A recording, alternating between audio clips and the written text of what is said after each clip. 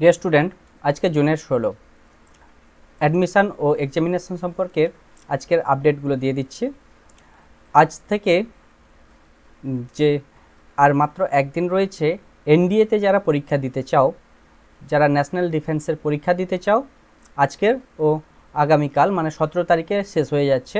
তোমরা কালকের মধ্যে, বিশেষত আজকের মধ্যেই যারা পারবে এনডিএর এক্সামটা, এনডিএ 2 যেটা হয় সেটা করে নেবে।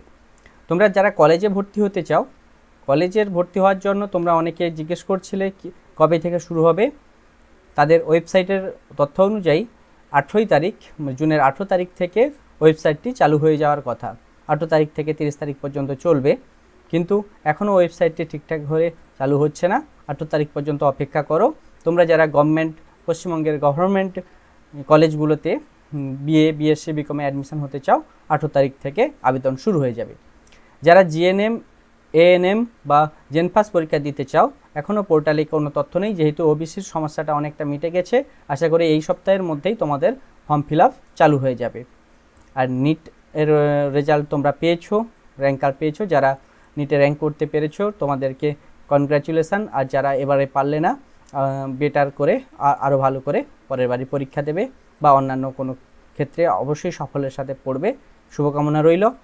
আর ম্যাকআউটের রেজাল্টের জন্য অনেকে অপেক্ষা করছো, বা WBJER জন্য তোমরা যারা অপেক্ষা করছো, তোমরা রেজাল্ট প্রকাশিত হলে বা কোনো তথ্য এলে, নতুন তথ্য এলে আমরা এই চ্যানেলে তোমাদের জানিয়ে দেব।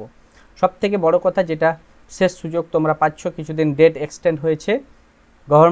পশ্চিমবঙ্গের গভর্নমেন্টের যে ITI-গুলো রয়েছে বা পলিটেকনিক রয়েছে, পলিটেকনিকগুলোতে ভর্তির জন্য ডেট বাড়ানো হয়েছে।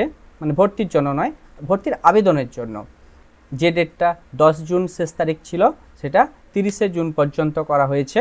এবং এই 30শে জুন পর্যন্ত তোমরা ওয়েবসাইটে গিয়ে পলিটেকনিকগুলোতে বা ITI-গুলোতে ভর্তির আবেদন করতে পারবে।